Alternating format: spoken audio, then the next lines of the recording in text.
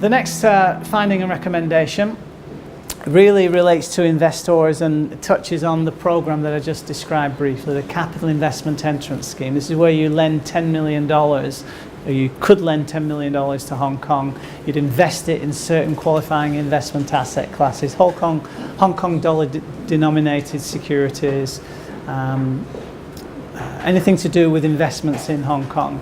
You locked it into a specific account, and as long as you maintained that account for the 7 years, then you could go on to qualify either for permanent residency if you'd been ordinarily resident here for 7 years, or if you hadn't been resident for 7 years, you could then uplift your money and change your status from Capital Investment Entarnt Scheme to a visa called unconditional stay. An unconditional stay is basically a free visa that gives you the ability to do anything you like, no conditions attached to your residence in Hong Kong, and you maintain it as long as you're physically present in Hong Kong on at least one occasion in a 12-month given period. So this was the Capital Investment Entarnt Scheme that, as I say, was a program for lending money to Hong Kong.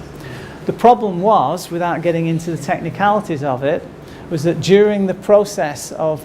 assessing whether or not the $10 million had been maintained throughout that time, there were breaches of the scheme rules, and the Immigration Department were not policing those breaches aggressively enough, taking status away from people who hadn't actually maintained their investments in the way that they should have done under the scheme rules. So the audit discovered this and then recommended that there be a tightening of control over the breaches of scheme rules in this regard.